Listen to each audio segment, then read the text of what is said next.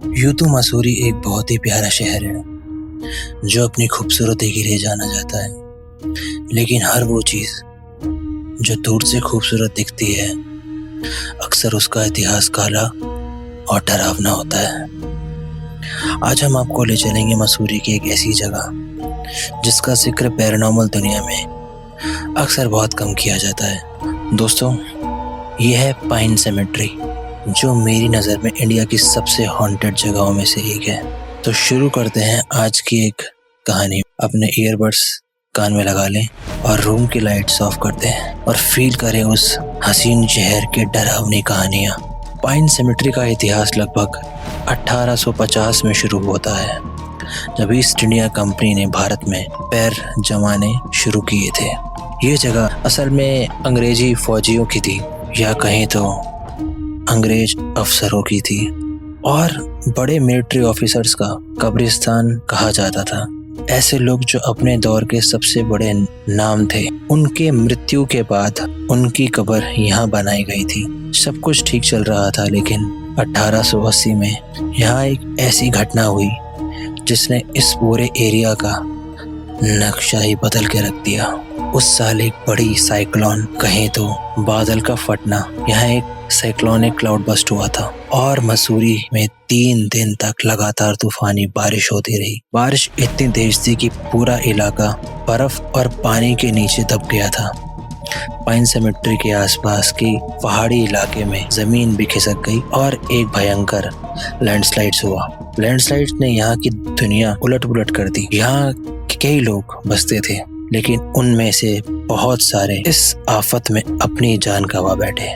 कहते हैं कि भारी तबाही के बाद लगभग 180 लोगों की मौत हुई। इतनी बड़ी विशाल लीला थी कि उन लोगों के डेड बॉडीज उनके परिवार वालों को पहचान में भी नहीं आए। सरकार ने फैसला किया कि उन सभी लाशों को भी ब्रिटिश ऑफिसर्स के कब्र के पास ही दफना दिया जाएगा। पर यहाँ से शुरू होता है पाइन सेमेट्री का एक डरावना किस्सा। लोग कहते हैं कि ब्रिटिश फौजियों के आत्माएं इस फैसले से खुश नहीं थी। वो लोग कभी भी इस भारत और भारतीयों को पसंद नहीं करते थे, और जब उनके भारतीयों के साथ ही कब्र में दफनाया गया जिन्होंने उनको कभी अपना नहीं समझा, तब से वहाँ दोनों तरफ की आत्माओं में एक लड़ाई शुरू हुई। इस जगह के लोग कहते हैं कि अब यहाँ दोनों तरफ की आत्माएं मंडराती हैं। एक तरफ अंग्रेजी हुकूमत, उनकी आत्माओं ने कभी यहाँ पर शांति नहीं पाई, और दूसरी तरफ भारतीय लोगों ने जो यहाँ दफन थे, क्योंकि उनको भी यहाँ बिना किसी इजाजत के दफना दिया गया, बिना अपने परिवार की आखिरी विदाई के। उन्होंने कभी अपना अस्तित्व नहीं पाया, और आज भी उनकी रूह भटकती है अपने परिवार को ढूंढती हुई। और यहाँ पे तीसरी भयंकर बात ये भी है कि यहाँ पर बच्चे भी दफनाए गए थे। कहते हैं कि एक बार को बड़ों की आत्मा को आप शांत कर सकते हो, पर बच्चों की आत्माओं को शांत करना बहुत मुश्किल होता है, क्योंकि उनको सही और गलत का पता नहीं होता। उनको सब एक जैसा लगता है। उनके लिए हर चीज़ मस्ती होती है। ना आप उनको भगवान के नाम से रोक सकते हैं, क्योंकि वो सिर्फ बच्चों की आत्मा है।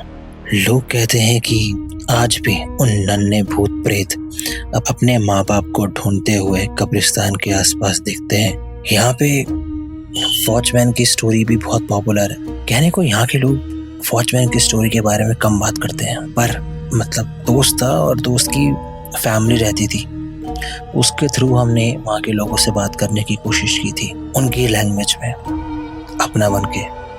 तो ये जो वहाँ के लोगों ने बताया, ये मैं आपको वो बताने जा रहा हूँ। और अब बात करते हैं एक ऐसी वॉचमैन की जो कब्रिस्तान की निगरानी करता था। कहते हैं कि एक रात वो आदमी शराब पीकर एक कब्र के पास ही सो गया।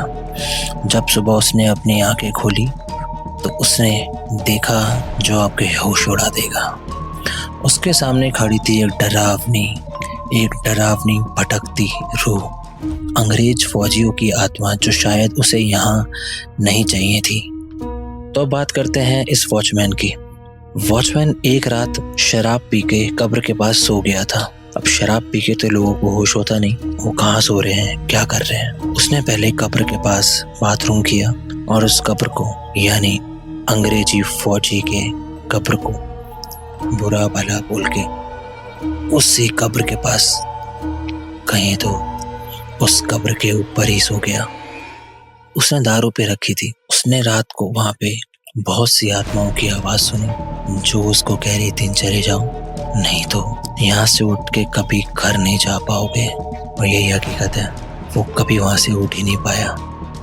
जब वो सुबह उठा वहां से, उसके दोनों पैर किसी ने रस्सी से उल्टे करके बांधे हुए थे और उसके पैर, जब उसे वहां से निकाला गया तो उसके पैर पैरालाइज हो गए। उसने बहुत कुछ बताया उस रात के बारे में। ये उन सब का मानना है। ये मैं आपको उन सब के द्वारा बताई हुई कहानियां हैं जो वही बता रहा हूँ। इसमें क्या सच है और क्या झूठ, ये तो अब आपको ही देखना है। उसने रात को वहाँ पे बहुत सारे अंग्रेज यूनिफॉर्म में देखे थे जो भारत के लिए बगावत कर रहे थे, पर ये सब सिर्फ उनकी आत्माएं थी। जब वो सुबह उठ के उसको पता लगा कि उसके पैर नहीं है, वो पैरालाइज्ड है, उसने सुबह उठ के एक आत्मा को देखा था। वो वहाँ का ब्रिगेडियर था। हाँ जी, उन्हीं अंग्रेज अफसरों का ब्रिगेडियर। इस ब्रिगेडियर को वहाँ पे बहुत जगह देखा गया है। जो भी कोई रात को उस सेमेट्री के पास से निकलता है, खैर उसके अंदर तो जाने की किसी की हिम्मत भी नहीं है। बहुत सारे पैरानॉर्मल रिसर्चर्स जाने की कोशिश भी किया, बट जा नहीं पाए, और जो गए वो वापस नहीं आ पाए। आप सब भी ये स्टोरी सुन के वहाँ पे नहीं जाइएगा, क्योंकि आपकी जान आपके परिवार के लिए कीमती है। कहानी में आगे चलते हैं। वॉचमैन ने कहा था कि उसने उस रूह की आंखों में ऐसी भयंकर नफरत देखी थी जो उसके दिमाग में तस्वीर बन गई थी। उसके बाद वो वॉचमैन कभी भी ठीक नहीं हो पाया। 3 दिन के अंदर वो इतना पागल हो गया कि उसको मेंटल असाइलम में भर्ती करना पड़ा, और 2 हफ्ते बाद मेंटल असाइलम में शॉक देते हुए उस वॉचमैन की मृत्यु हो गई। तो तभी से पाइन सेमेट्री में किसी वॉचमैन की नौकरी नहीं लगती, और जो वॉचमैन वहाँ नौकरी करने आते भी हैं वो एक रात से ज़्यादा नहीं टिक पाते हैं। वॉचमैन कहते हैं कि इस जगह की शैतानी शक्तियाँ अब कभी वापस नहीं आ सकती, और यहाँ जो भी गया है वो कभी वापस नहीं आएगा। तो दोस्तों, ये थी पाइन सेमेट्री की डरावनी कहानी और एक सच्ची कहानी। ये एक ऐसी जगह है जहाँ रूहानी ताकतों का राज है, जहाँ ब्रिटिश और भारतीय आत्माओं के बीच अब तक एक जंग बाकी है। अगर आप कभी भी मसूरी जाएंगे तो इस ब्रिटिश और भारतीय आत्माओं की कहानी सुनना ना भूलें लोगों से। और इस पाइन सेमेट्री से आप लोग जितना दूर रहें आपके लिए उतना ही बेहतर रहेगा। तो बस इस कहानी में आज इतना ही। अगर आपको ये कहानी अच्छी लगती है या पसंद आती है तो लाइक करें, सब्सक्राइब करें और फॉलोवर बढ़ाने में हमारी थोड़ी मदद करें, क्योंकि हमारे सब्सक्राइबर बढ़ तो रहे हैं बट धीरे धीरे। मैं चाहता हूँ कि हमारा परिवार बड़ा और विशाल हो। तो मिलते हैं एक अगली डरावनी कहानी में। जय श्री राम, हर हर महादेव।